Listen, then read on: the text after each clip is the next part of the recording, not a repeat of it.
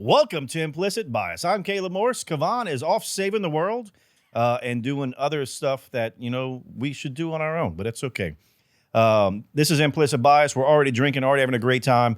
Going to try to solve the problems of the world in 2 hours or less. If we don't succeed, hopefully we'll be here again for another week and we can do this again. So we're going to sit here. I guess we'll go to the bar first. At the bar, we have, what should we call this? We should call this Acadiana's first insurance bar. No. It's not Lawyers Row No. for sure. We should call this screw it. So with DCG, we got Triple H with DCG up top. And then next to him is David the Gnome, also known as Sage with USCCA. Is that David the Gnome work for you? I've never heard it. No? Sage to puss. I never Yeah. David the Gnome. No, like David the Gnome was, when I was little, he was big. Yeah. Which is not factual, but like he was a big deal, And then in the chair, like the chair that I'm normally sitting in with Ritter Consulting is the man himself. Yep. Thank you. It's big. It's a big chair to fill. I'll do my is best. not true. I'll do my best. I will not consume as much as you like normal, but we'll give it a good effort. Look, I enjoy bourbon, and that's the best way to say it. Because like low proof, high rye, weak stuff, like I just enjoy it all. I really do. So you like to put your lips on it? I like it to touch my tongue, Okay. to just enjoy the sensations. It's good. Well, tonight will be your night then. That's right. So right now we are sipping on. You remember which exactly one this is? There's a lot of gates up there. Which one is it? This is Four Gate Bourbon Down Under. Is that how it's spelled, or how is it? Oh, well, it says BRBN, and then the word down under, down is upright, but under is backwards and upside down. So Very good. it And took a it's- little figuring So out. and forgive us listeners, forgive me for this, but so for those of us out there that are dyslexic, would this be extra difficult to read, or It might be perfect. It could be. This Yeah. could You'll be. look at it and go, whoa. yeah, like it's it's a beautiful bottle. And look, everything that Four Gate does, not everything, but almost everything that they make, I thoroughly enjoy. Mm-hmm. I enjoy everything they make. I thoroughly enjoy just about everything. But they this make. this is a high rye, I believe, right? Right, It Brian? is. That's yeah, I correct. think it is a Yes. high rise. Yep, So. I don't know the mash bill or anything else, but we do know the proof now. Yes. At 116.6, this is wonderful. Wonderful. So we've all had a little bit, except for Sage. Sage is not partaking tonight, and that's okay. I want everyone to know, our listeners out there, those that enjoy our company, those that don't enjoy our company, those that enjoy bourbon and those that don't. Look, if you choose not to partake, that's perfectly fine. I have no qualms with people who don't have the desire to. And I'm not going to pick on anybody for that, except for Sage. I'll pick on him. And I'm not going to begrudge you for that. So Sage is going to sniff, right? Sniffing. Sniffing, but not touching. He's going to nose hump the glass. Yeah. Let's just be real with it. Yeah. He is going Sounds to be like my high school. all up in it. Woo! He's going to enjoy every minute of it and then walk away. Yeah. That's, Set it down. Walk away. yeah. away. It- He could be having a cigar, but we can't smoke in here. I wish. I really. We may end up putting a smoke eater in here or something else and trying to figure it out and just say, "Damn the consequences." We need to find a sponsor. I think that's a great idea. We need to find a sponsor. I think that's a great idea. So, Brian, I'm going to put you on the hot seat. Okay. What tasting notes, or what do you get on the nose for this one? On the nose, I'm getting it's pungent on the nose. There's a big smell to it. Not all bourbon, in my opinion, has it much on the nose. This one I do get a lot. Now I can't put into words as easily as y'all do what it is I'm picking up, but I'm sorry, that was very subtle. But, all right, I had to turn the microphone. I hope everybody can hear a little bit Got better waved now. over for a ticket. Yeah. But so far, I'm enjoying it. On the nose, there's a lot there. I'll leave it up to y'all to explain what it is that y'all are tasting. I'm enjoying it thoroughly. It's for 116 proof. It drinks very easy. There's not much burn on the back end, and full flavored. And just like you had already mentioned, it's just something good from Four Gate. See, on the nose, I get caramel out the gate, caramel, honey. And then have y'all ever tried to make your own cane syrup? No. No.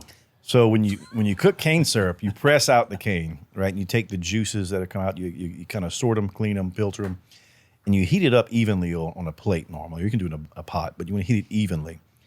And it starts to get this dark, crystallized, like almost brown sugar texture. And that's the smell I get. It's like rendering cane syrup. Okay. So on the nose, it is just wonderful. I think Yes. it's only surpassed by the palate. Yeah, I mean, this one, you can absolutely smell a difference. Mouth closed, mouth open. To me, I get an apricot right off the Yeah, rip. it's Like got like fruitiness. right on that very first. It's like I'm not an apricot fan, but my wife, kids, I love you. They'll open a bag and it's like bam, it hits you right. Like you can smell it in the room. 100% right here, like that. It's got a good little tingle to me. Nice little cinnamon on the backside. Mm-hmm. Doesn't linger. It's like good. I like it. I want to put it down. I'm gonna go. We're gonna talk. We're gonna do whatever. I'm coming right back to it. This is one that's hard to put down, and could probably go down pretty fast, in my opinion. Yeah, I think regrettably agree. it doesn't have enough legs. You know, What do you mean by legs? Just the longevity of the taste? the longevity of the flavor. Like it's there and it comes at you crisp, clean. Apricot or fig? I'm not sure which on the palate. Probably more apricot because I'm not a big apricot fan either. Yeah. But you get the fruitiness on it. You get almost like the outer layer of an overripened plum. Yeah, it's sharp. Yeah, it's a sharp, just sweet, delicious flavor followed by just that rye spice, slight bit of alcohol.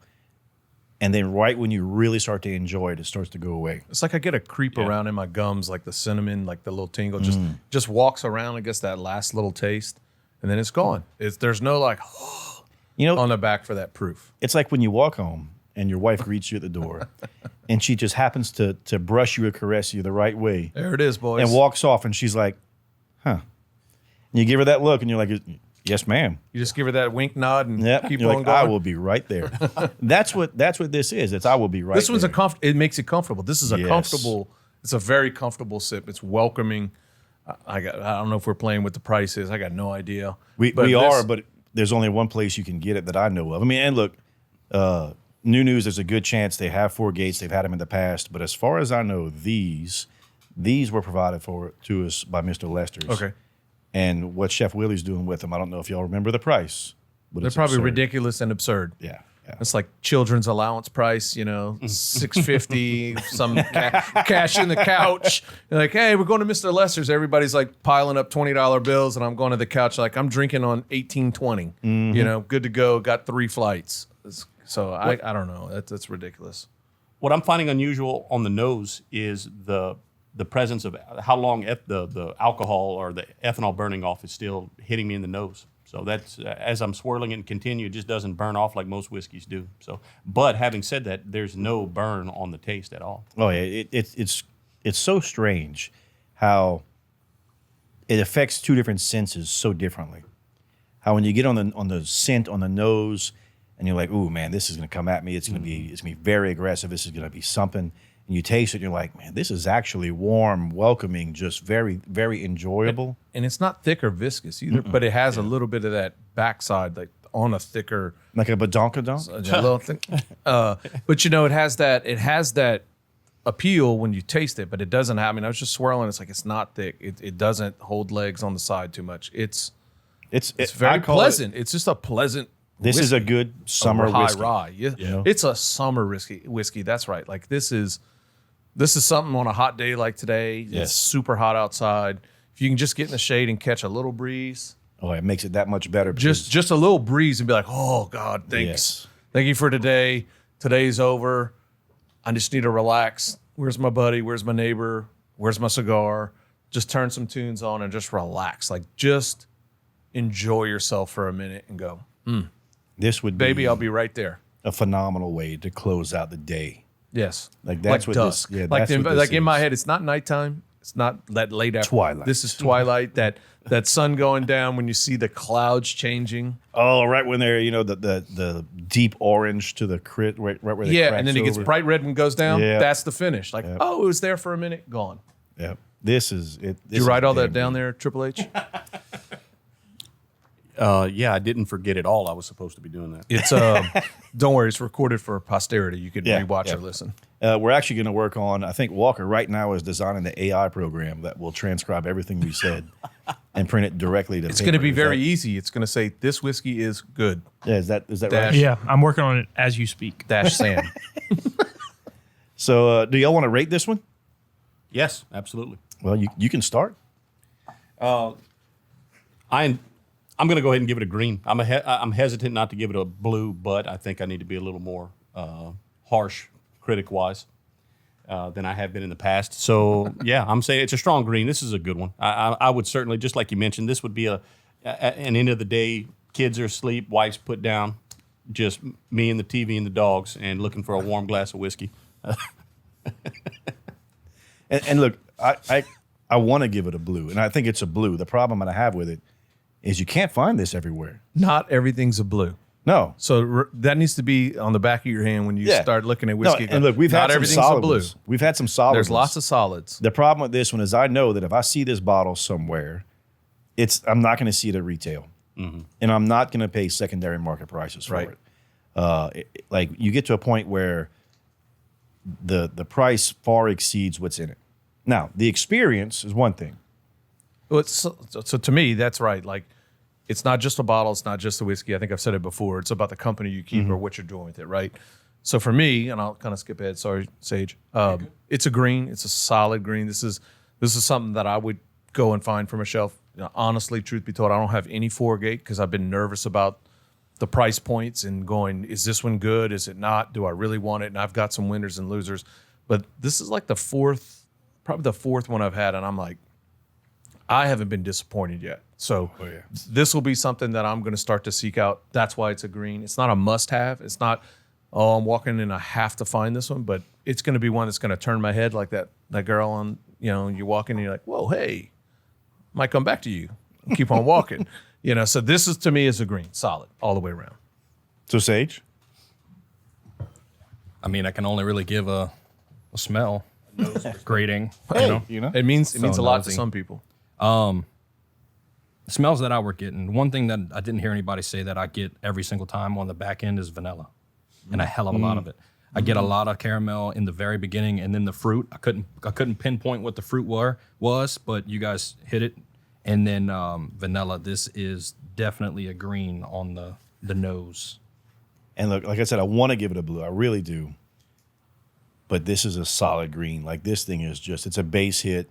This is what you want. It's a double. Okay, double. It's like I'm going to drink more of this because it's here. And I think this is a great way for us to start the show. It's a great way to finish a night with it. Have y'all paid attention to what Chef Willie's selling these for? No, but I could count probably on my hands and 2 toes. So the first pour at Mr. Lester's, if you mention implicit bias, is an $8. uno dinero. What? $1. What? The price of entry. Oh my After goodness. that, second glass, cinco. It's ridiculous. What? You Like, can go with allowance money. Yeah. Like you can go with Like- like your 8-year-old child's allowance You can- money. you You're can not fill getting up that. your We're push going to mower. Mr. Lester's. I've got your $13 right here. You can fill up your push Done. mower Oh, my with the goodness. same money it'll Yeah. take to get 2 of these. No college funds. Yeah. That couch No, money this- we were talking about. This is just wonderful. Yeah, this is like your coins in your car. I told you that. Like, Willie's pick 'em up. going to get himself in trouble with these prices one day. Or he's making a lot of friends. I know the chef. Everyone knows the chef. That's good for Chef Willie, though. This is good. It's Yeah, this is ludicrous. solid. It's not good. I keep using the Sam slang. I'm sorry. It's beyond good. This is over the top. It's a green. Yeah, it's fantastic. Wonderful. So I have no clue what the retail in the bottle is. Normally, most of the 4-gate stuff's in the $200 neighborhood. Yeah, I would say that. So it's got to be around there because and look, it's worth it. That's a good $200. It's worth what you're going to pay for the company you keep Yes. with the bottle, right? Yeah. Like, This isn't something I would crack open and drink on a Tuesday night by myself. no. This is something that, man, I'm gonna want to sit outside next to a lake, next to a pond, watch the birds come in for the evening, and just enjoy the rest of it. Or I would have watched and had this with like the Portier fight Okay. with my boys. Yeah, yeah. Like we would have had a good time with this. if I'd have had this with the boys. Yeah. Like this one would have been, hey man, we're gonna celebrate this amazing athlete. Come here, we're gonna crack this bottle. This is a little bit above average. We're gonna go deep in this. Just save me the last pour. That's all I'm asking. Or I'll pour, or I'll make the first pour out on the side, and we're gonna go to town and enjoy this because I enjoy having this with my friends. Like, you know, and fortunate, me and Brian live very close. You know, he's probably more of a When he flushes his toilet, it affects your plumbing, no, it goes to his pond. When I flush it, goes to his. No, but Brian and I, you know, we share a lot of whiskeys together, and this would be one that, hey, you know, Brian has a good deal. We have a good day. This would be one I would grab for that type of day, and it wouldn't matter if it's Tuesday or Wednesday. It's Yeah. a good day whiskey versus an everyday whiskey. Oh, most definitely. It's just delicious. And look, you can find Fort Gate at just about every one of the Implicit Bias Whiskey Collective. I'm still getting used to that term. So the stores that we have out there, New News, we thank you so much for it. They've had this in the past. You can find it there sometimes. I'm not going to lie to you and tell you it'll be on the shelf. There's a good chance they'll have some. And then go to seek our other partners. You'll be surprised what you can find. So, you ready to talk a little topics? Let's do it. So, how much time we have? Walker? Yeah, I was about to say, what's the time like? 2? Dos, we got time to tease. So, one of the things that I wanted to talk about is Christianity.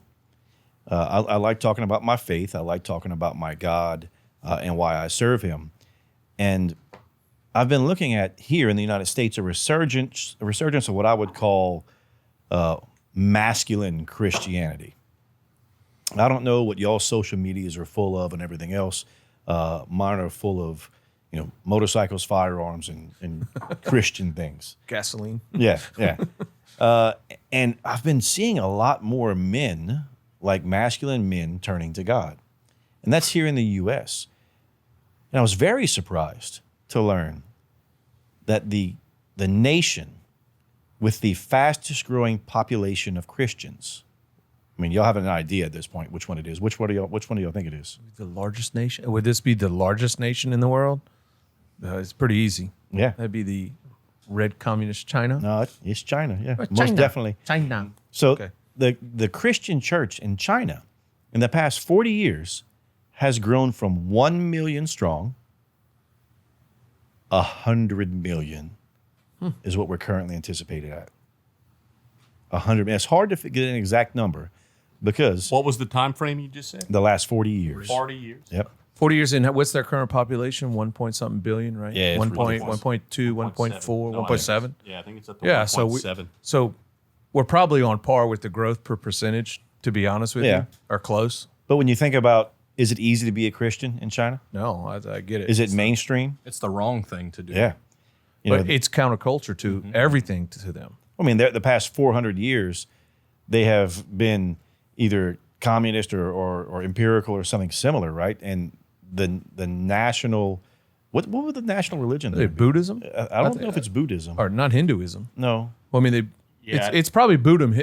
I don't think it's Not Buddhism. I think Confucius, the Confucius. Taoism. they, I'm just going to add ism to other Isms. words. We're just going to ism them out. Yeah. yeah, Buddhism, the Chinese and Tibetan plateau Yeah, very. issue, That's that no- had yeah. a lot to do with Buddhism, but Yeah. I'm the wrong person trying to speak on Well, it. no, I mean, that Let's goes go to the say that Googles. they're definitely, Christianity is definitely not the biggest thing there. Sure. Right? When you think about most of what they look at, it would be more what we would consider atheist. So at that point in time, it's just I think it's impressive. But you know what's impressive is we've already blasted through our first segment. You've done well. So don't touch the dial. Don't touch the brakes either. Keep the gas on. Come back. Talk to us shortly. Welcome back to Implicit Bias. I'm Caleb Morse. This is segment 2 of hour 1 of the rest of your life. You're stuck with us forever. I could do introductions, but I don't really like to do that. So the last segment, we were talking about China, the growth of Christianity and everything else and how it goes through it. And I mean, I'm just proud that my faith is growing in places where it's being shunned and hidden. And the Christians today in China are proud of what they're becoming. And you're noticing the underground church is growing in strength. And just like in Philippians, they're being emboldened to spread their faith, to spread their word. Do you think it'll lead to a fall? Do you think it'll help Do you think it'll help transition the population as it collapses? Because it's due to collapse. If you watch Brian, what's his name? Peter Zahn? I say Zion, but that's how it's. I You say know? Zion, but that's how it's I spelled. mean, this I gentleman don't know. to kind It's of not English, so got this gentleman to transition just a little bit. It Yeah. does a lot about population growth, birth rates, and using that as a basis of predictor on a ton of stuff because it all correlates. And so if you can Google him, you can find stuff. A lot of it is pretty simple. Like, I mean, my elementary school kids can read this and go, yep, makes sense, Dad, appreciate it. It's got graphs and everything. The numbers work out, right? And he just breaks it down in 5 to 7 minute segments. Not all of it has come true. He's done some predictions. I think Brian can chime in on a lot of this. You've watched him a lot longer than me. But, is this going to lead to that population, like when they get to this tipping point, which we've all heard is 6-7 years, when we're going to see this big fall off over there? Is this going to be the group that maybe stops from making world conflict, right? Like, And we're that's- Christian in our base. Like, we don't need to do these things. That's truly what I right? think. I think that when you look at the problems they're having, right? So one of the things that Peter, can't pronounce his last name, says. Z. Yeah, Zulu. One of the things he says is that there aren't enough people under the age of 50 to consume the products made in China. That's why they're so contingent upon exporting, which we're having an issue with that right now. Correct. So they don't have enough under the age of 50 because they had that one child per household rule, and now they're trying to fix that, and they're 2 generations behind. It's unfixable in this timeline. Yeah. It's unfixable in this timeline in our generation if they can correct it. And Brian, again, I'm going to lean on you because you've listened a lot further. We're talking about 3 to 4 generations down the road. We're talking 2060. You're doing a 20 great job of trying to draw him into the conversation. 27. He's not biting, but he No, knows a well, lot. he And when he doesn't goes off, he's probably go viral because we know Brian. Sometimes it depends on the topic. It's all about the sustainability of an economy based off of the consumers and the producers. It's just like Lee said, it's basic things, and Peter's got a very particular way using bar graphs of showing and comparing populations, different countries and the population ages, and then he goes into the explanation as to why does one population look, or why does that population age discrepancy signal to him that there is an economic collapse incoming. Without being able to show the videos, it's very hard. It is hard to put into words. But Well, don't worry, I look. encourage all of the listeners to look him up. The easy way to he's do it is everywhere. look, if you subscribe to Implicit Bias bonus content right now, Right now. the HUD in your car will pop up with the graphs we're talking about. Right, we're doing that, right, Walker? That was we partnered with SpaceX. In that part of the AI program he's writing. and this is going to happen never. But But this is the paid-in AI yeah, portion. if you sponsor for $3 a month, you'll I had see it hooked something. until you said SpaceX, and I was like, oh, well. I was waiting to see what was coming. Not sure. Yeah. But in the case of specifically in China, their own policies have led them to where they are currently. Most everyone's familiar with the one-child policy that we learned about. I mean, I remember talking about it in school in the 90s, okay? And that was something that they implemented, I think, in the 80s, if I'm not mistaken, they being... The Chinese. Yeah, the Chinese, okay? And as a result, guess what they did? No one had girls. It was just all single-son families. That seems to be pretty... that we could have anticipated that. Who could have seen that coming, you know? But Like it's like a poorly controlled deer population, you know? It's, Yeah, it's, exactly. it's hunting bucks only in reverse, Yeah, right? it's bad land management. that's Yeah. exactly Yeah, it. and- So is it going to happen? It has, not necessarily with China, but his predictions on other economies over the last 20 years, some of them have come Vietnam. true. He talked about He Vietnam. talks about Vietnam. He's got several Central American countries Yep. too that he seemed to have been spot on. And look, there's exceptions to the rule. But Sure. If you think about it, like for him, he's been doing this 20 some odd years, right? So he's had a generational look. He hasn't had a multi-generational look yet. So he's able to predict off of data that he's collected over a generation. And in truth, he's probably more kind of like predicting the future that may or may not come true when he's beyond his working ages, right? So let's think about this. His truths may actually come out in the next 5, 10, 15 years when he's maybe gone. I don't know his age. I know he's a little older, but you know what I'm saying? So we may see what his truths are when he's done with his predicting. And Yeah, I think it that's has to go said through it. time. Yeah, and he has said as much, right? Like it's only going to take 5 to 12 years. It's going to take this amount. Here's why goods and services are this. Here's why populations need these types of services. There's a certain basic function to humans that you need these things. And if you don't have them, you're not going to survive, or you become dependent upon another nation or another people's, and then you're hooked. and you're hooked until you get off of that. And to transition again, let's talk about what was predicted by Ross Perot and NAFTA, right? Yeah. And being hooked as a group, and how we became a nation that produced everything in-house, no problem. Yep. We can support ourselves. And in 92, 93, 94, when NAFTA went in, and if you go look at his debate speeches with Bush and Clinton, and he just nails it. He's like, you're going to see mass exodus. And what did we see? And now we've had The triplicate giant and sucking quadruplet. sound, Yeah, the giant speech. sucking sound, Yeah. exactly. That's exactly it. And what's happened is now we're trying to fix that with policies 30 years later that is like ripping scars, not When Band-Aids it's so off. difficult because you have to undo generational pain, generational trauma. You have to change industry. You have to change the mindset of the worker. Yeah. Mike Rowe is talking about, dude, you don't need a college degree. Go to your 8-week Well, and- diesel mechanic shop. Get after it, son. You're One going of to the make as things they much or more talked than your about, dad. where everyone's worried about AI taking jobs. They're not taking plumbers and They're not electricians, taking buddy. plumbers, electricians, and carpenters. They're Hammer not taking throwers. yeah. And for the longest time, it was learn coding, learn coding. Yeah, yeah, learn yeah, coding. 100%. And now you have all that, and you're missing out on all these young men. That I say men because it's electricians we're talking about. Well, and the yeah. majority of the people who do that job are men. Yeah. Right. And look, ladies that are listening, you're more than capable. I mean, I look at women as y'all are the weaker sex physically, not mentally, emotionally, or anything else. Yeah. I love my wife to death. My wife can be very brutal. Right. So love you, baby. Crushing. Yeah. I'm Love not you. saying nothing. So like, Smart man over there. so the women are capable. They are very capable. But These jobs are but the difficult. tradition. Let's talk the traditional It's a role of the traditional American masculine- worker, right? masculine job. And this will transition to something else that we're going to talk about later. But the You traditional just, role. you just want to transition. I am. I'm just. Well, you sent all these things, and my phone kept blowing up like I was Slow in a it down, casino, downshift. right? And so I'm just thinking. I've been on a roll today, marketing, and just it's been one of these days for me. So my head is just rolling. Why you were brought here? Thank you, appreciate it. He said But- that's why you were brought here because he doesn't use the microphone. No, he's a non-microphone better boot user. Is that what this does? I'm sorry.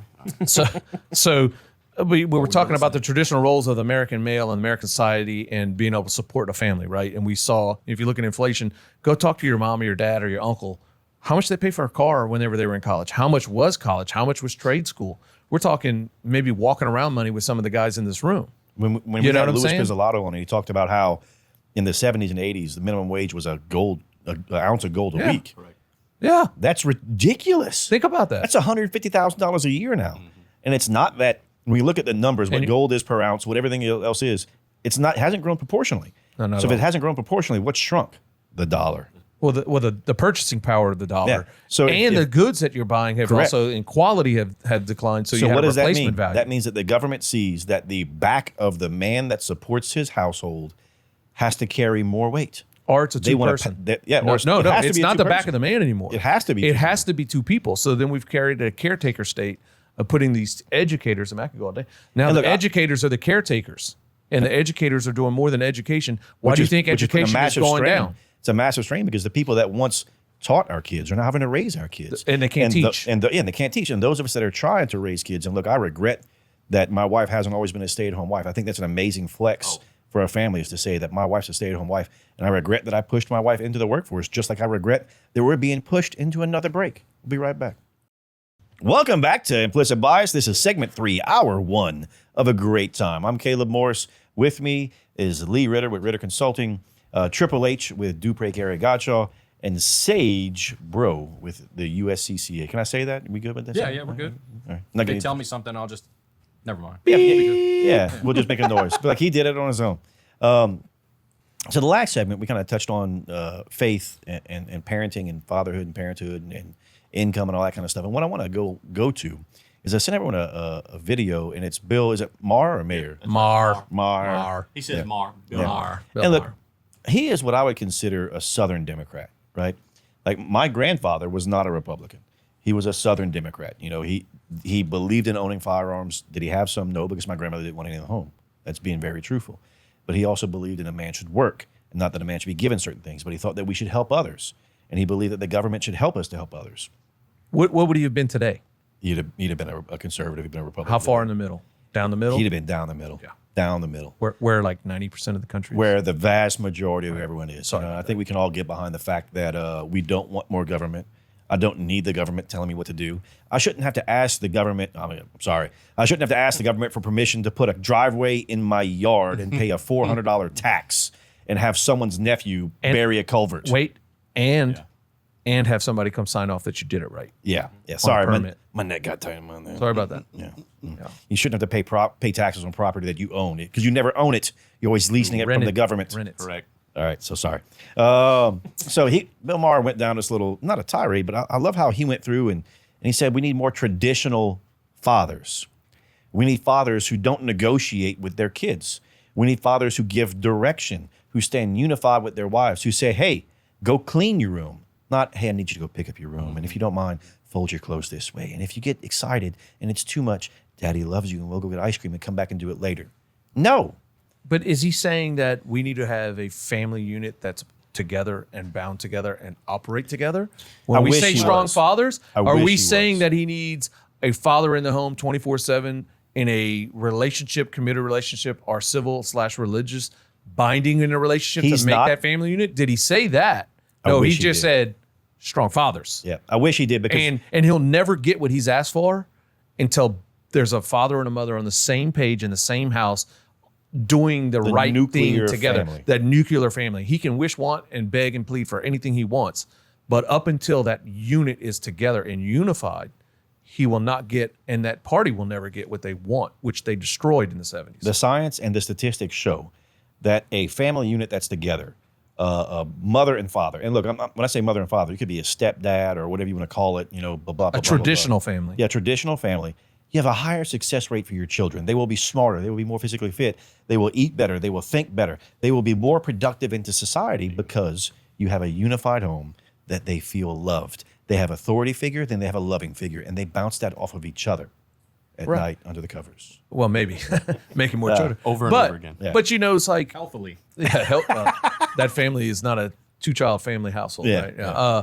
No, what you say is so true that you want to see that family unit, and we're going to get pointed out outliers of same-sex marriage family units that are successful. There's not to say that there's not successes in that, right? We're not knocking the same-sex groups that have kids and adopted that are successful. That's there. It's just very hard to distinguish those roles. I have the traditional values of Right. what a family is that goes back millennia. a good It's hard to explain why it doesn't work when that in the long term. acquaintance who she's a lesbian, married and adopted. She's a white lady, adopted 3 young black children who were in a horrible relationship, horrible family growing up. Adopted all 3, and they are raising these kids to be young Phenomenal. Christian men. Phenomenal, I bet. And she'll tell me, I haven't talked to her in a while, but she'll go, Caleb, I'm a conundrum, right? She goes, I'm a lesbian with adopted kids in a marriage I'm Republican and I'm a Christian. And I'm like, hey, doesn't make sense. Good for you. I'm still praying for you. Yeah. Like you have a hard life. Yeah. I'm going to agree with you. Yeah. Right. You know, and- There's no doubt. The traditional values of the family unit, and we've talked about this, and I'm going to point to Brian because, we've had lots of long talks, and we've talked about just that family group, that family value. Whenever a man and a woman that have raised and made kids together come together and make that decision about whatever they're going to do, whatever it is, vacation, school, education, religion, summer activities, summer chores, whatever it is, when they're together, that house hums. When they're against each other, the kids can feel it and they know it. You see the machine break down. It's not operating as smoothly, and you can feel And it's it. A versus B. It's a side A, side. It's the boys versus the girls in the house. It's whatever it is. And I struggle with it all the time, right? Because I work a lot, come home late, leave before they're up, and I just try to jump in and parent. And Elizabeth's got it under control, and I'm like, I messed up. I'm going to stand in the corner. What do you need from me? I'm going to take the trash out. Yeah. I'm exhausted. You've got it, and it's hard for me. We're both alpha personalities, and she's just got it. She's running. She's done homework. She's run the after school activities, and I come home late and I'm like, what do you need? And I'm like, we need this, and I'm upset, and I'm like, time out. I have to go in the corner, or I get corrected. I get put in my crate and say, take 10 minutes. And she's like, come back to me when you're calm or you're back. And I'm like, yeah, I'm sorry, and I apologize. Probably It can 3 be nuts to talk disheartening about. because Yeah. there are some things that at times we take for granted, that our spouses do. Like I took for granted all the time my wife spent with the kids Mm-hmm. doing their homework and everything else. Not math. She hates math. I did that. Somebody's got to. Yeah. But everything else, and there's so much getting them ready for school. Like my youngest at soon to be 16 years old, you got to wake him up an hour before he has to be ready for something and stay on him. And my wife's the one that she's there. She's like, you can't just go and smack him one time and call him awake. Like if he can't keep up, he can't keep up. The week get left behind. No offense, but to him, I know your son. But Yeah. if Jackie came in my room and smacked me one time, I'd be up and at him because I don't want to see what the second smacking Yeah, is. yeah. He ain't learned that in almost 16 years. He's a Woo! tough one. He's a slow learner. Okay, I'm just saying. And it's just like, she tells me, she goes, he's not a grown man. Yeah. That's your son. And I'm like, today's my day to learn a lesson. Yep. And that's the beauty of the right spouse. Yeah. I mean, you've got to learn lessons. I mean, if you're not learning from your spouse, right, and you're not picking up what they're putting down, and we're men, we're cavemen, Yeah, right? Like we're dumb. what y'all are all describing right there reinforces what y'all have been speaking about. Is that the complementary relationship between a man and a woman, a husband and a wife.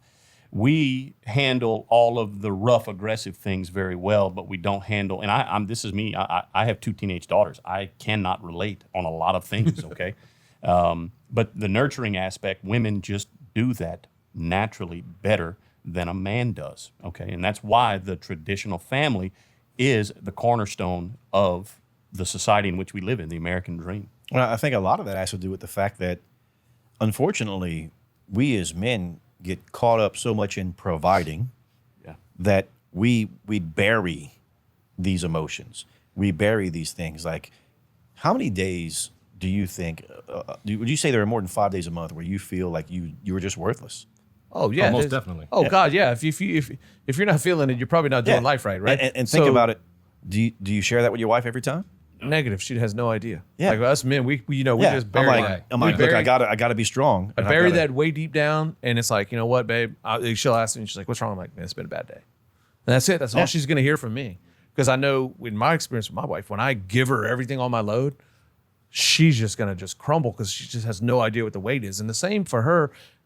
I asked her, "How was your day?" She was terrible, and I know the descriptive words that she uses for me when she gives me A, B, C, or D. It tells me how bad her day was, which also then tells me, okay, time for me to take my shoes off, go put my tennis shoes on, and get after some work. Right? Let me go and lighten her burden here at this home where I'm here now, present, and try to help her.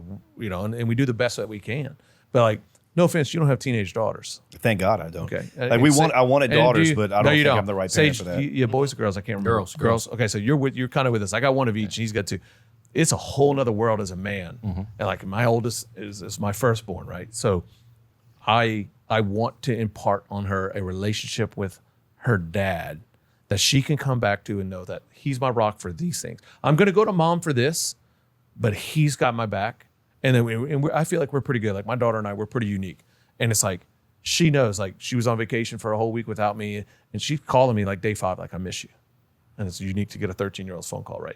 The second day she called me like, hey, I miss you. And I'm like, I've got to be, no matter, I don't know what I'm doing, it's got to be somewhere it's right. When she's calling me midday saying, hey, I can't wait to see you when I get home. And I'm like, you're on vacation, I'm working.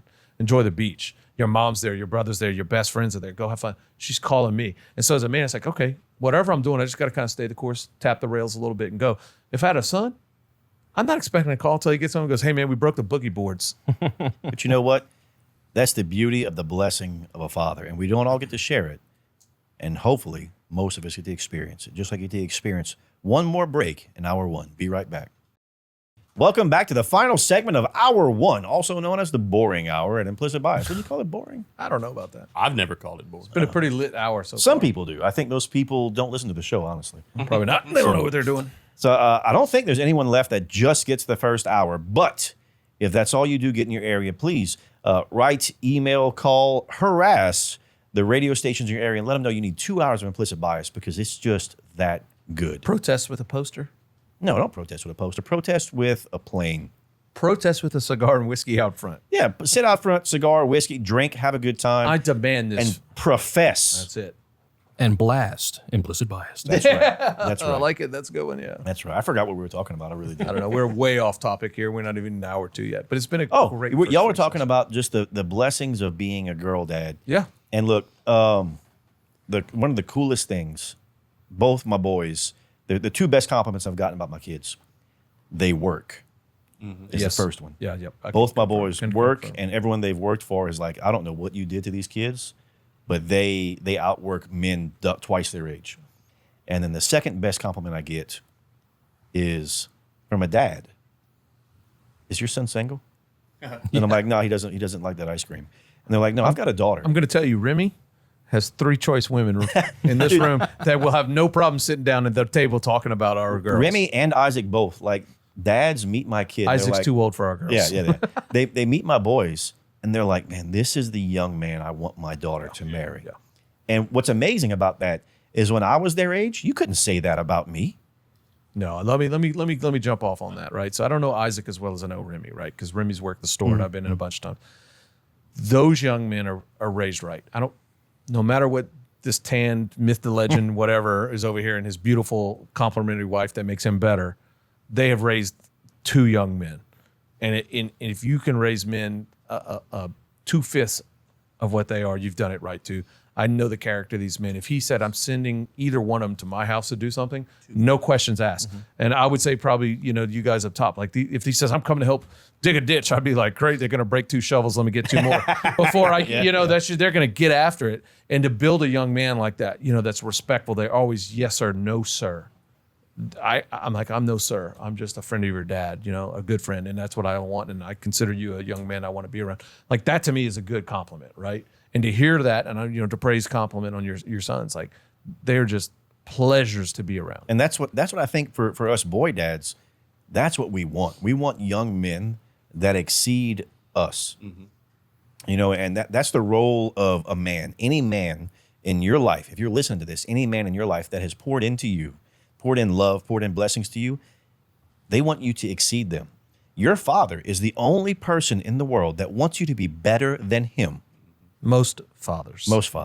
Even at his own detriment. So when your 2 young boys, young men, walk up and how they present themselves, they carry something that is not carried by most men these days. They walk up to you and without a doubt they have presence. They have something important to say when they say it, and they have conviction in what they say because they've thought about it before they've come to talk to you. There are not a lot of young men that do that. And I can say that, like my daughter, when she walks up and she's been in your shop, you've seen her, right? We've had interactions. When she opens her mouth, I hope that you have felt the same. And she's younger, so she's got time to grow. And I hope you feel that because I want that to know that when she's a young woman, that she presents herself in such a respectful, meaningful way that when she meets a young man that wants to meet her, And recently she was in the program in Eunice, right? This Eunice rec. They did Hunter's and Fisher's Ed, and it was awesome. She knew nobody but one kid from her school. So now she's got Hunter's Ed, Boater's Ed. Good. She's 13. She rocked. She made 100 on her 100 safety test. The men that taught her, when I pulled up to pick her up, were like, "This is an amazing young woman." And I'm like, "This is awesome, right?" And she met a young boy, and I'm like, "You did what?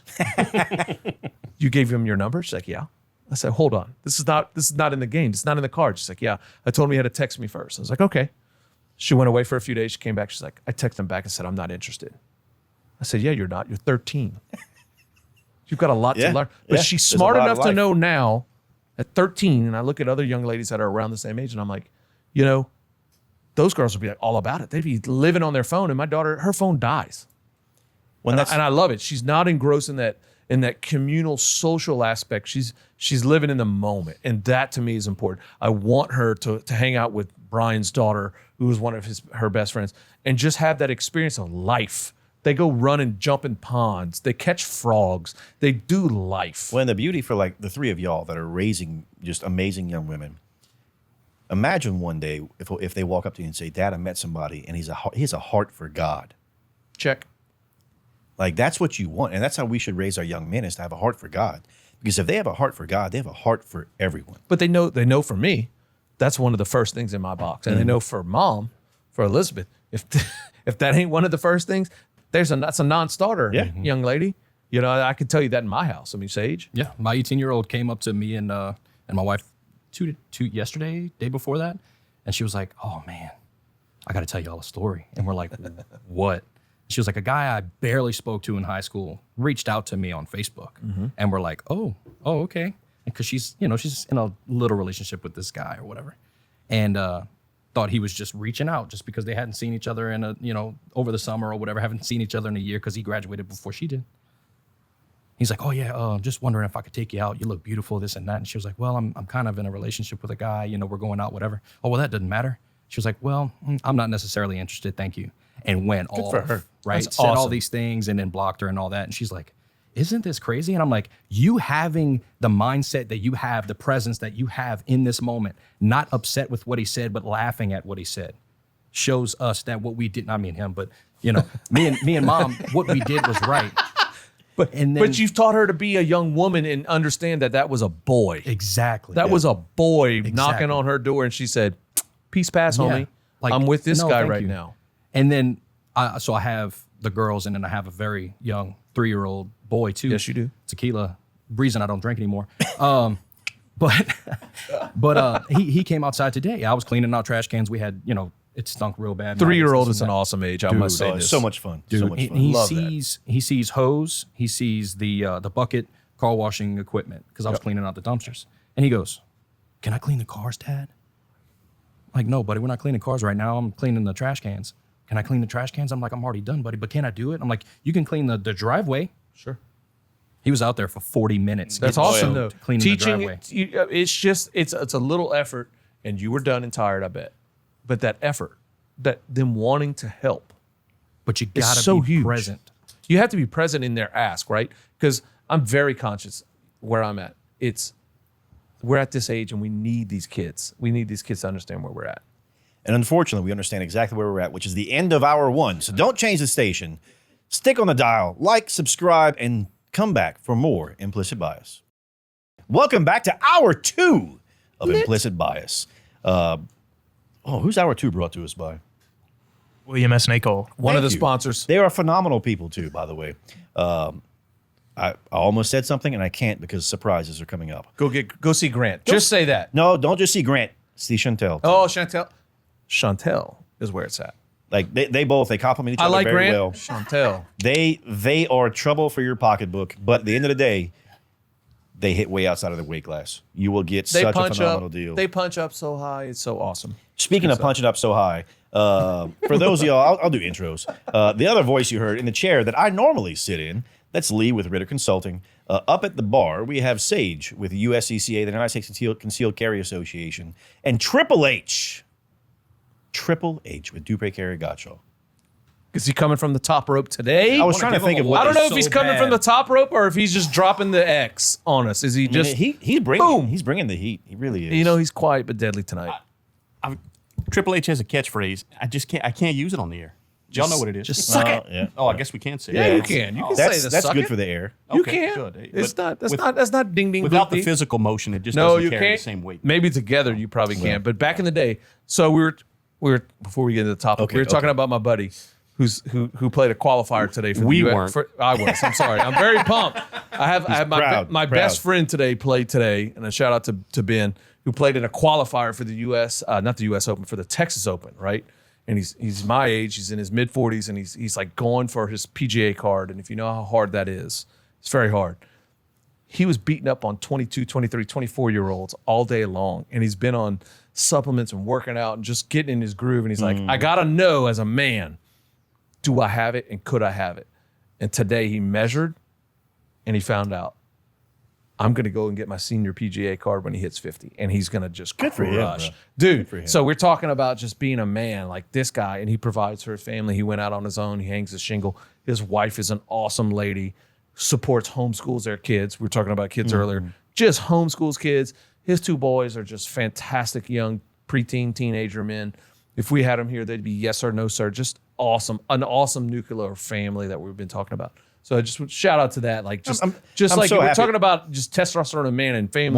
One, you opened Screw it. my eyes because I've never in my life thought of golf as a sport. So, But I I just mean, really appreciate okay, you for. so golf is a sport at our advanced age. So is billiards, I guess, right? You have to stretch before Joe that? Rogan plays billiards all day long. And Yeah, if you want to yeah. question Joe, Look, I you ain't remember got commas and zeros like Joe. the day that I learned what a real like pinnacle of masculinity looked like. We had a buddy. Is that mascara? We called him Monkey. Okay. And Monkey was on, I might be wrong, but I think he was on Team 3, SEAL Team 3. Monkey was a hell of a dude. And he found out that there was a CrossFit competition coming up in Baton Rouge. And Monkey was like, hey, I want to do this. Was he a Louisiana native? No. okay. We were down there doing some training. Okay. And he's like, I want to go do this competition. Y'all want to come support me? I'm like, sure, I'll do that. We'll go. And we show up, and all these people have all these uniforms, all this other stuff. And he's wearing Walker shorts and a T-shirt. Chubbies? Yep. And he has, it was either PBR or Natty Light. And he had like 6 suitcases. That's what I'm talking about. And he goes, every time they drink water, I'm chugging beer. And he came in first place. That's a man. That's a man amongst First men. place. That's a man amongst men. And that's when I was like, you know what? I can't do it. Man, CrossFit wasn't a sport for me either. If someone can do it drunk. And look, I'm picking on a lot of people with Yeah. it, but, I don't do CrossFit. I'm good. One, I hurt too much for that. I've got a bunch of friends that do CrossFit. Good for them. Put your body through the ringer. It's not for me. I like to drink. I like to eat. Well, I'm speaking from of South speaking of drinking and body through the ringer, we talked about parenthood and all that last segment. I want to talk about the Biden family. Ooh.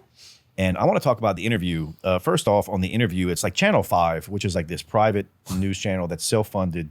The young man that does this, look, he had a Phillies hat on. He had his dad's suit jacket on. He's trying, Is that right?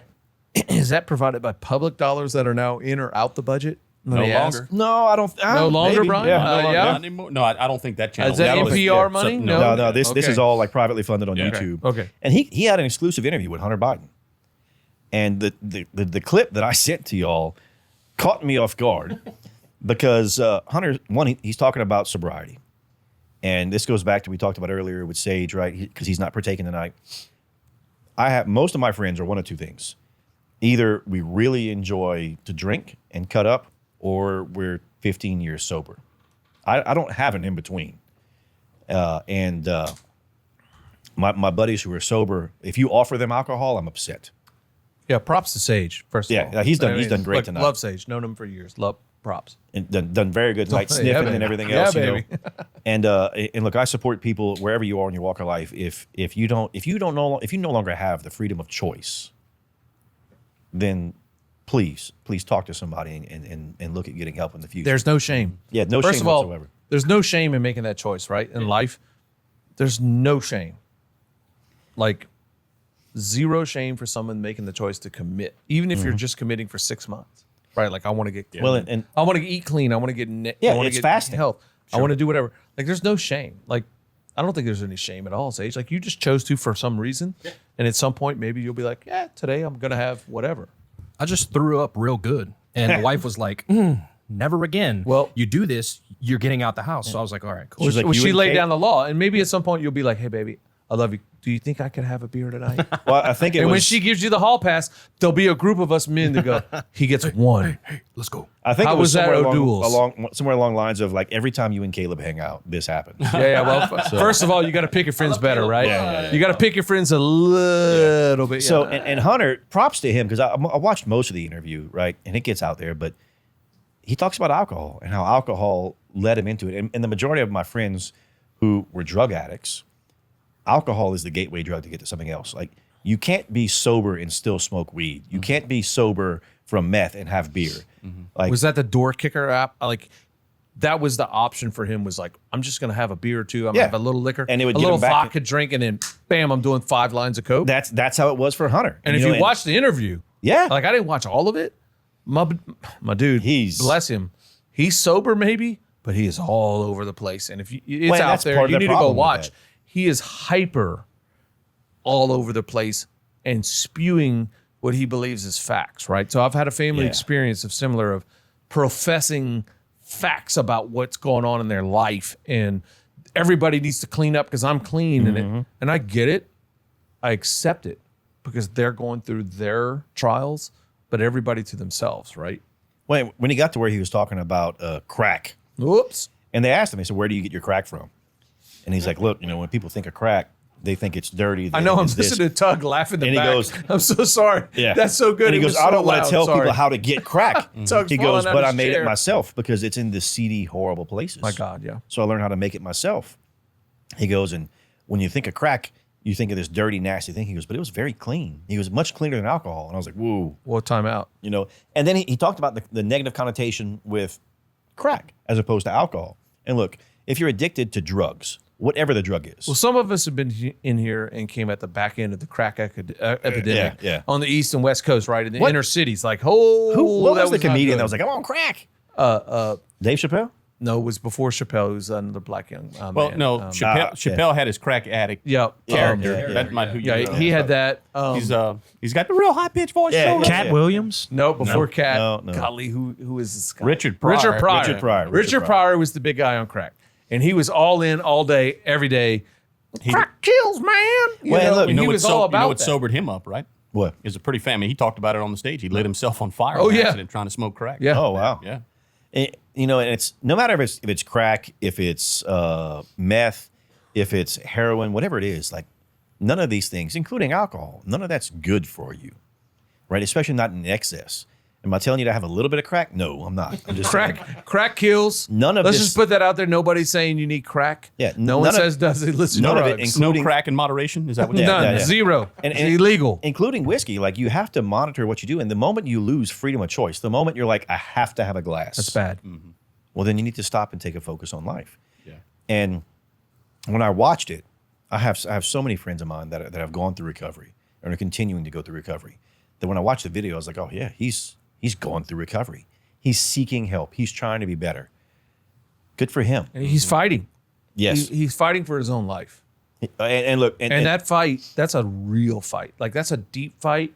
And who knows what the outcome will be? Because the man has been, he's fighting. yeah. And he's been down and he's been in recovery apparently. But does he win? But that story's yet to be told. Well, and and he's look, fighting.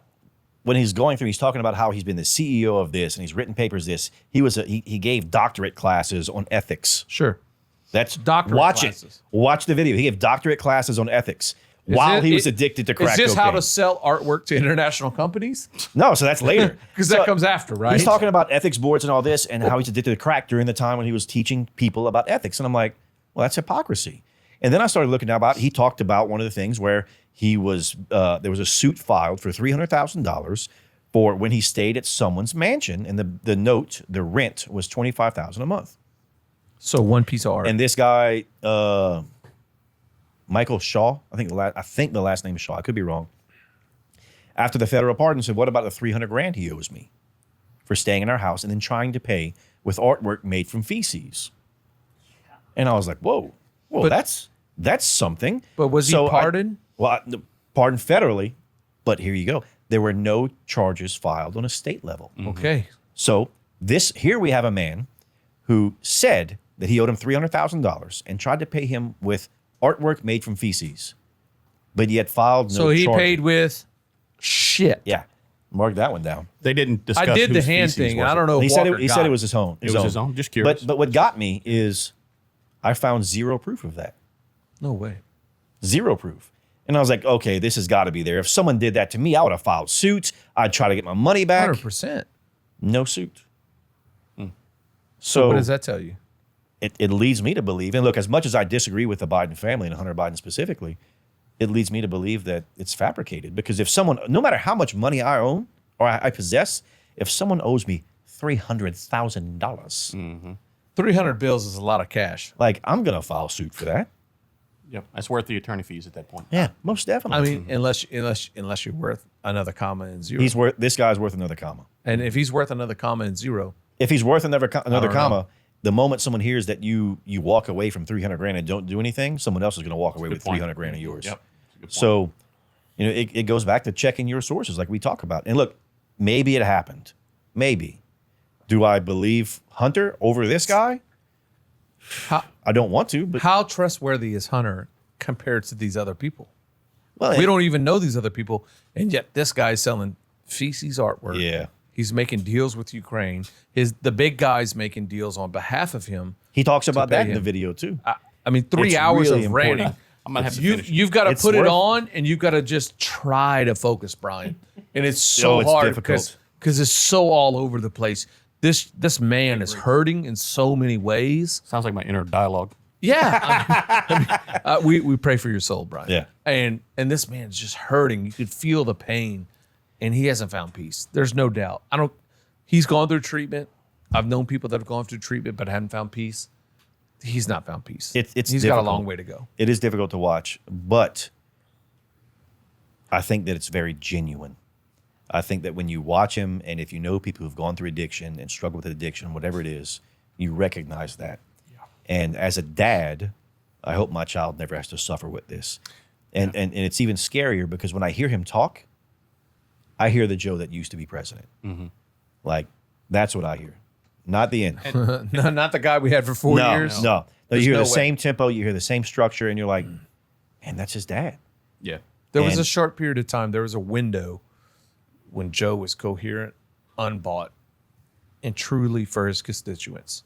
When A that's what, short, small period of time. you know, and to me, this shows us the sins of the father. because Joe didn't want his kid to turn out this way. 100%. No matter what you think about the man, Joe Biden did not want his son to Oh, turn out this way. 100%. Yeah. And at some point in his life, he made a mistake and it scarred. Joe Biden. Joe as a vice president would have been upset and sorry with his presidency. Like, that's not the same man that was coherent and available and knowledgeable to an extent and had all the relationships in the Senate that he had.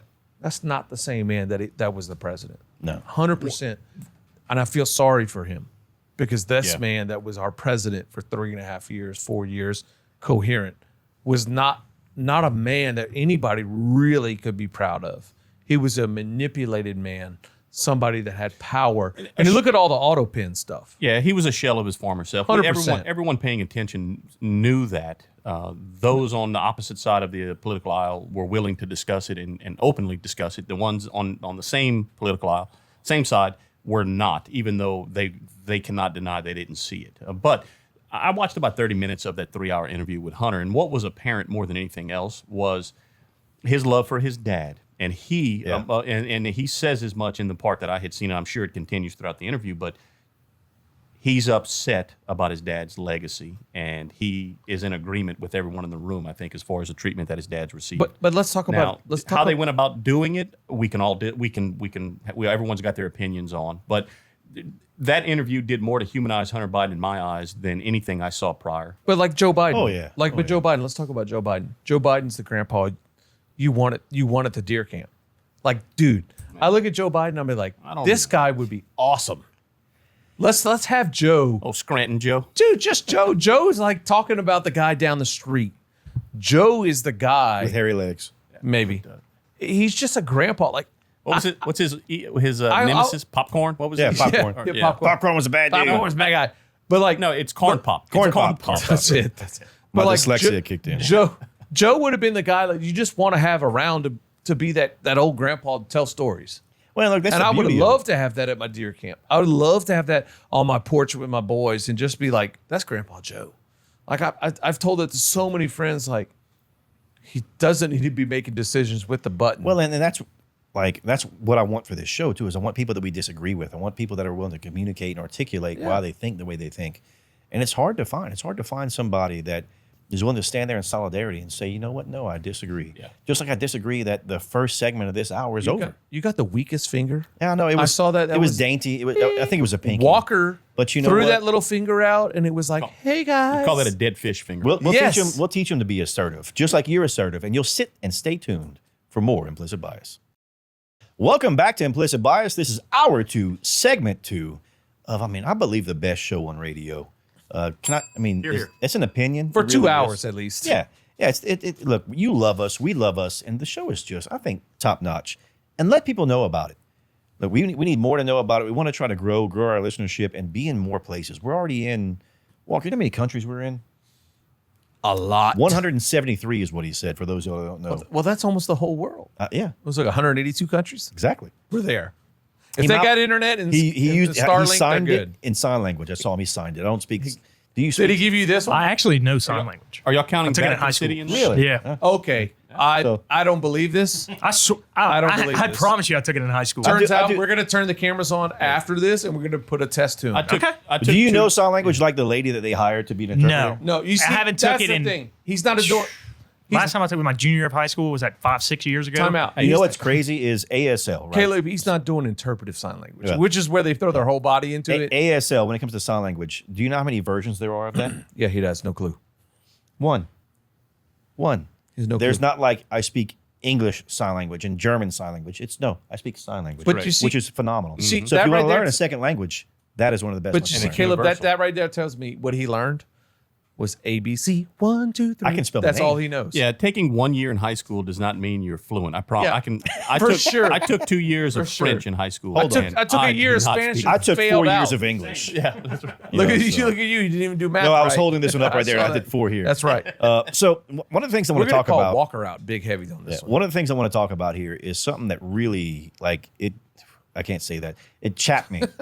It chapped me, right? And the big beautiful bill, Senator Mike Lee of Utah for the fourth time in his tenure, put in the sale of public land. Yes, yes, indeed.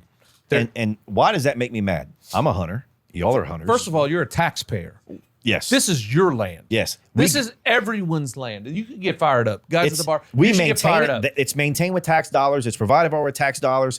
It is beautiful property that is maintained for us to enjoy. And don't say just for hunters, because that's not. no, you can camp. A lot of you can't camp, hunt on. you can overland, you can drive on You it. can fish. You can fish. Go out and do ayahuasca. You can do Yeah.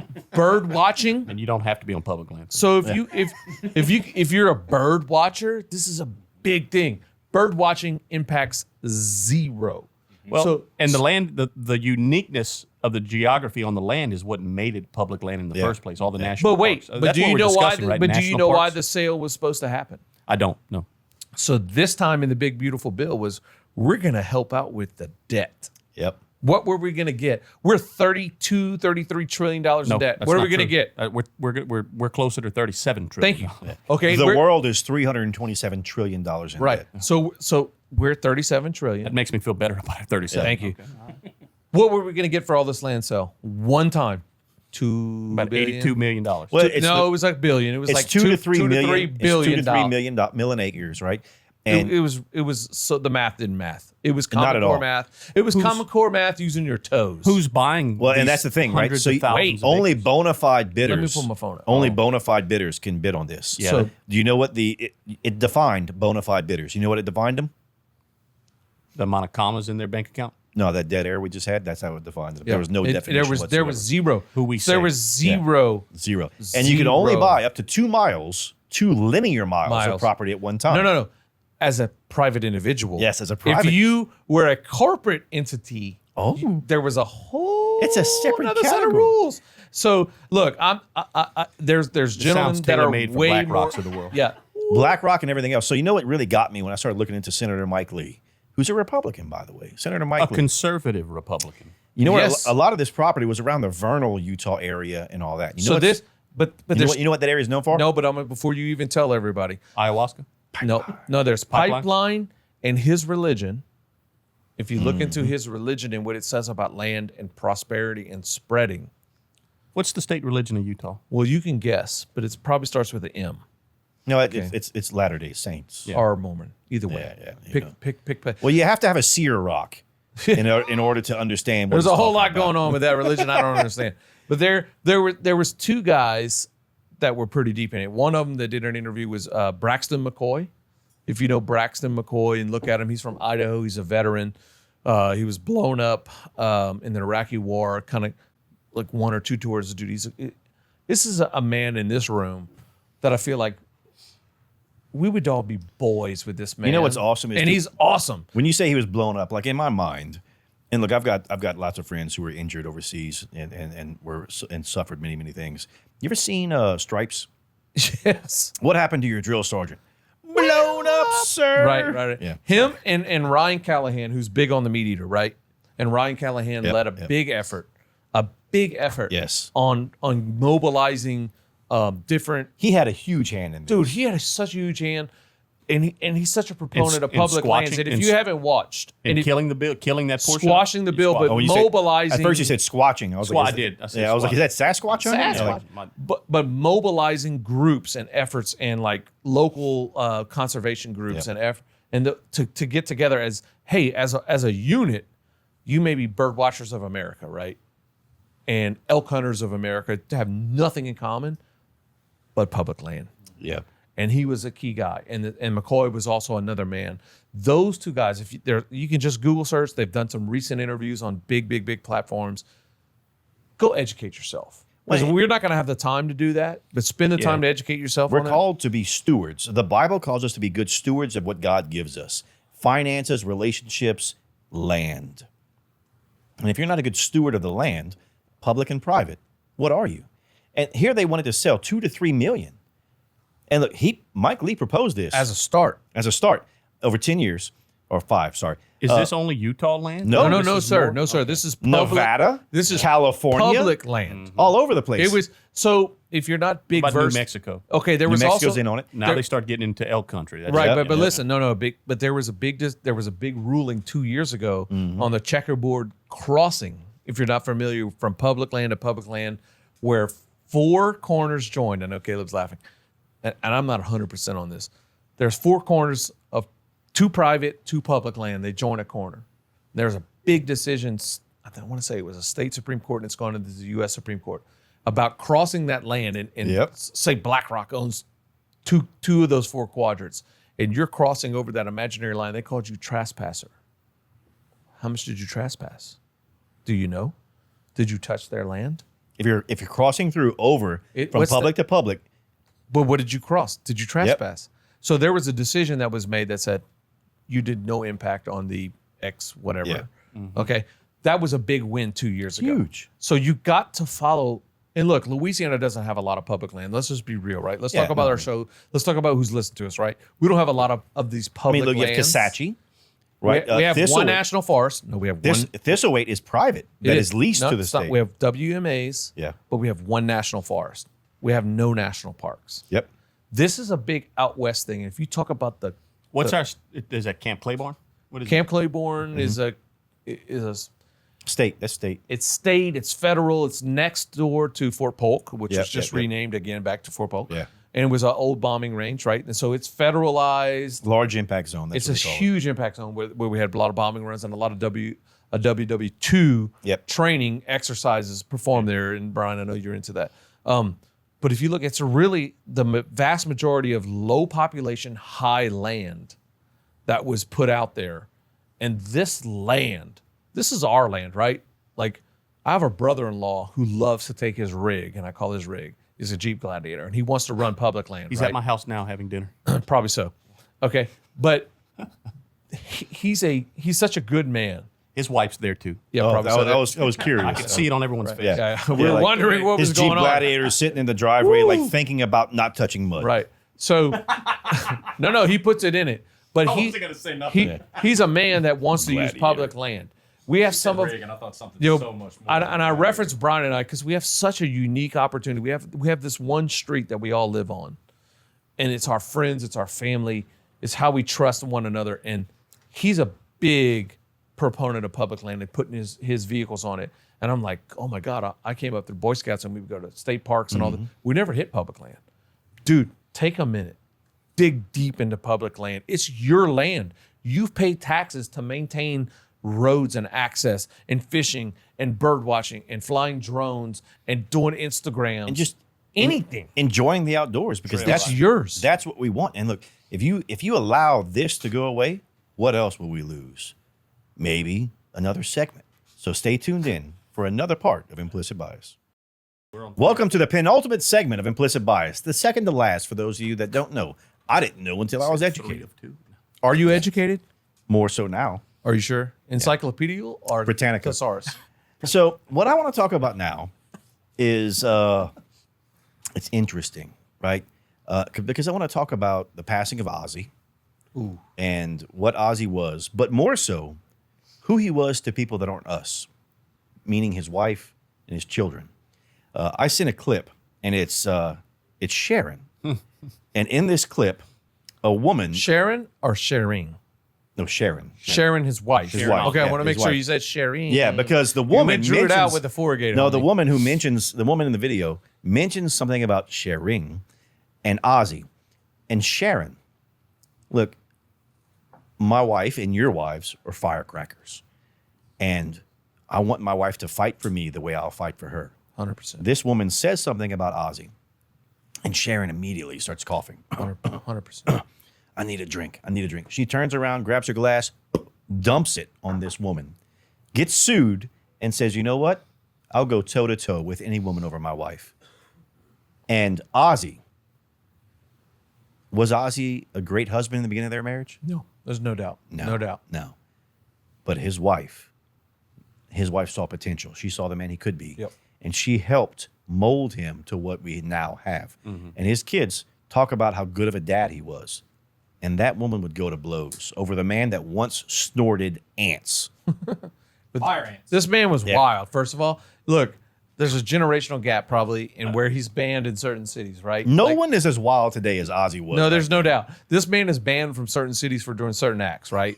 Right? Go look it up. Yeah. Don't know the facts, go check them. This man went deep, hard, and long. And the woman had his back, had his six, like you would not believe. And like men in this room would be on their knees begging for this from this woman. She is a strong woman. Mm-hmm. She completed their family unit. Whatever the unit has become today doesn't question what she did to salvage, protect, and defend. to grow it. Defend them. Yeah. Not grow it. Well, yeah, Defend them. defend it because they were under constant attack. She defended internal him and external. all day long. Yep.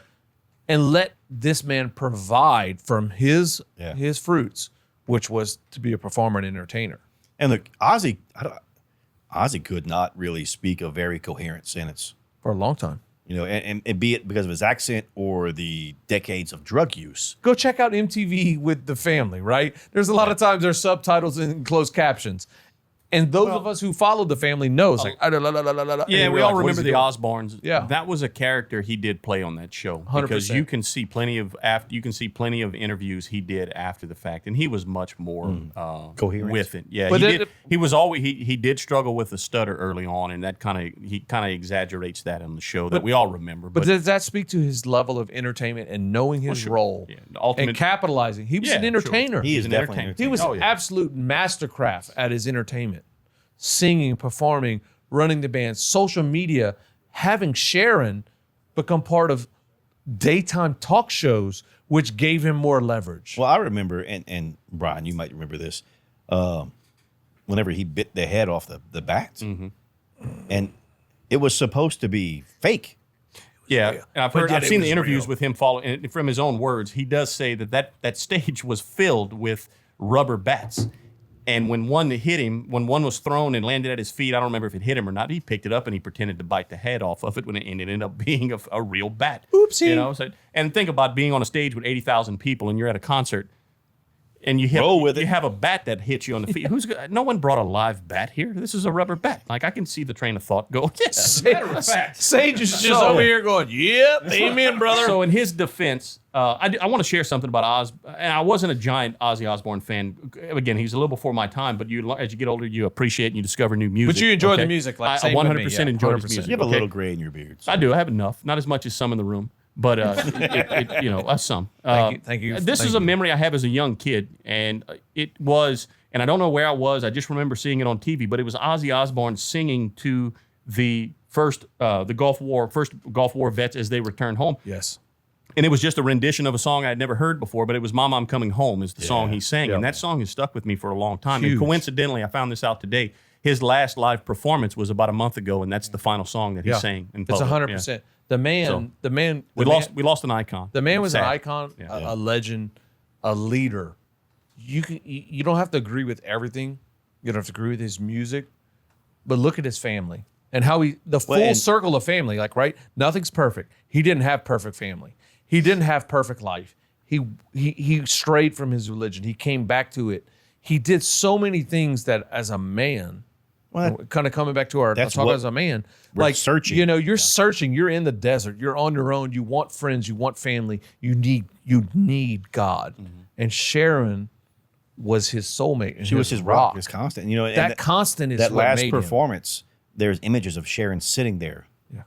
You know, stage left. I don't know if there's stage left or not, but I'm stage left, just taking it all in. She knew. She knew that lady. I'm not gonna say woman. Yeah. That lady knew what was going on, and rose above the moment. If you looked at that video and her face, she knew what was happening. She was above it, and there was very few people in that 80,000 crowd that knew that she knew what was going on. It was amazing. Did y'all know that the last performance had no monetary value? They No, he took gave nothing. all that money. What did he give? Really? He gave all that money to Parkinson's. I think. didn't take right. anything He was from it. diagnosed with Parkinson's. Yeah, but They he didn't gave take all anything that, from it at all the money he raised. Do you know they brought him out strapped, like buckled into that chair so they could bring him out, and then he unbuckled. And if you look, he's trying to stand. There Well, were that's- Sharon handpicked everyone that Yes. stood on that stage. Yeah, and you're performed. 100% right. And there were she has said who it is. You could go look it up. But there was a band that wanted to get monetary value from performing with Ozzy that had very strong connection to Ozzy back in the day, the Crazy Times. And she told them no. They did not step foot on that stage. Yeah, if they weren't with the program, they were out the program. Well, that's, I know I have family members with Parkinson's, and I have now adopted family members with Parkinson's. And it's a horrible disease. And when we talk about it and the impact it has on you and what we can do to make it better, the fact that they would go out, when you think about Ozzy and the money that he could raise, to give it all away. Yeah. Like one night, to us, doesn't sound like much. To someone in that industry, that's a lot of money. Again, I mean, everybody in the room, right? Like his music was a little bit before us, but like when I say turn it up, like when an Ozzy song comes on, right? Crazy Train. Crazy Train, Mama, I'm coming home. Like Dude, those we two played that strike my, to me. All like, my deployments, that's what I was going gonna to say, you guys that served, like those two songs had to be like And just we're- like constant rotation. We're talking about before us. My 16-year-old daughter All is in? like all in right now. Like, oh my God, I can't believe she's retweeting all Yes. over TikTok or Yes. whatever, retweeting on TikTok. She's reposting on TikTok. Jesus, I can't That's get it the out. devil. I'm not TikTok even is the drinking. devil. And she's upset. You know, it's impacted generations. Well, when they did the show, like when they became kind of like in your house as an MTV show, right? They kind of became like they're not the Cosbys, right? We could go to Theo and we can go to that, and I got a finger over here on the right. They kind of became that next kind of like wholesome family that everybody could relate to on a network that everybody could tune in. But it was like a fragmented, crazy family. Well, it's who we're left with. Like here we are now, 2025, and the oldest recording artist that still tours today There we go. is Willie Nelson. Willie. So stay tuned. You never know. Willie might be here next. No, he's not. Welcome back to the last segment of Implicit Bias, brought to you this hour by William S. Nacall. Phenomenal people, great time. They may not be Ozzy, but they argue like them. So The family dynamic is something unreal. it's something to know, to take note of. So we hinted at it last time, and now here we are. Ringo Starr, I think, is the oldest rock star left. Is he? I don't know. My mom loves Ringo Starr. She was a Beatles. She came up Yep. with the Beatles. That's her generation. I think that's probably a lot of us in here that our parents came up with the Beatles breaking out on that black and white TV. Oh, yeah. Was it the Johnny Carson show, right?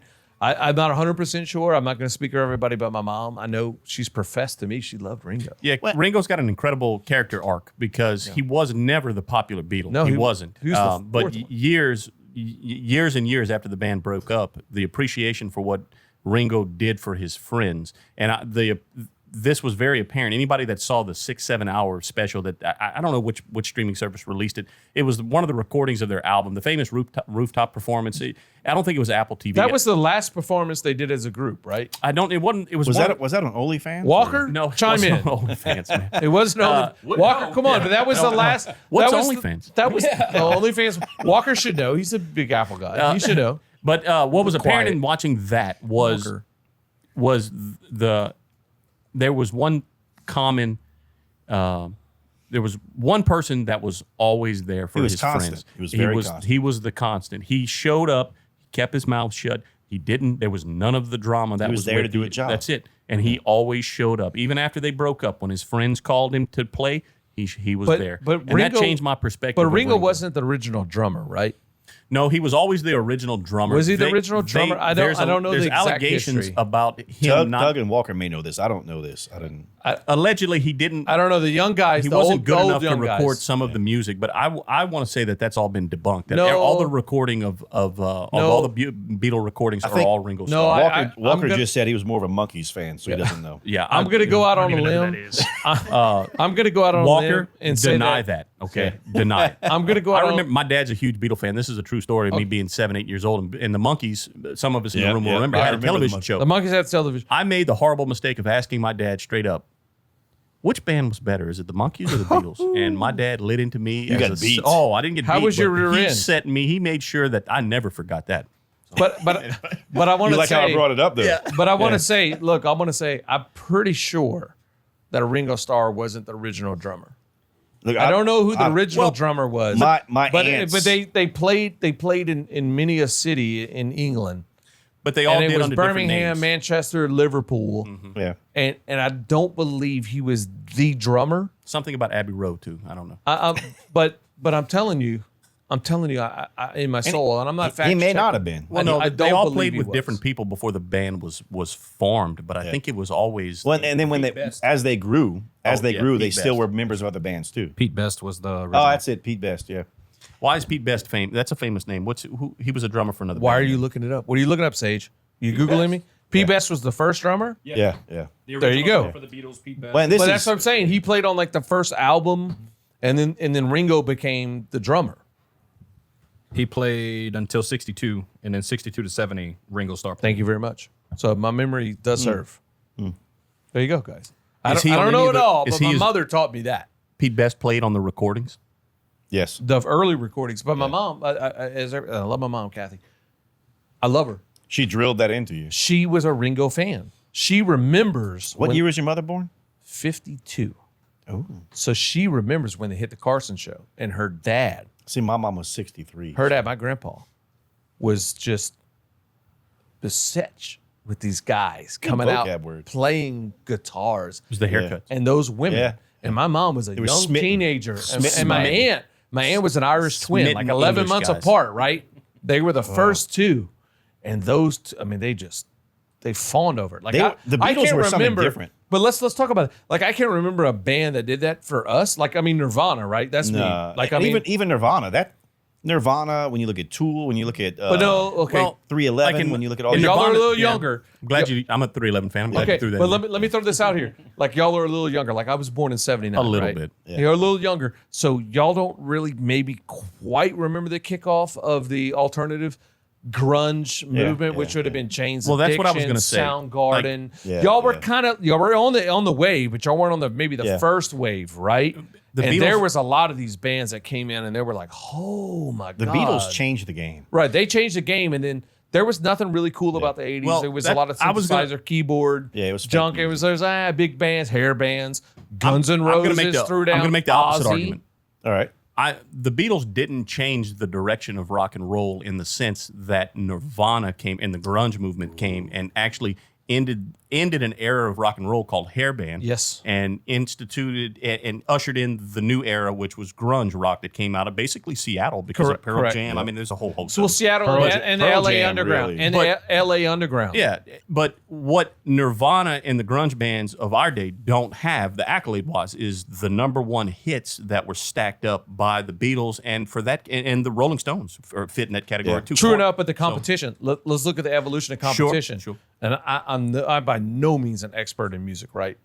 But I could speak to. It's not going to stop you from having an opinion. No, I've got my bias, right? Well, and like what gets And me like with all Elizabeth, this- my wife, my beautiful wife, tells me all the time, "You're living in 1993 with your plaid," and I'm like, Oh, if only we could. and I'm like, baby, if I could wear, Button if up I could wear polyester shirts. if I could wear my cargo shorts and my ugly tennis shoes and my plaid, baby, stop you just cargo don't know. shorts. You I don't wouldn't want those love to me, come back. right? Just bring it back, man. I tried, No, I don't want cargo shorts to come back. but you know what I'm saying? Like there were that if we're gonna talk about Ringo Starr and the Beatles, the next big evolution in music, in my opinion, is alternative music. Yeah, It is. is that But- late '89 Soundgarden, Jane's Addiction, Push, Alice in Chains was part of it.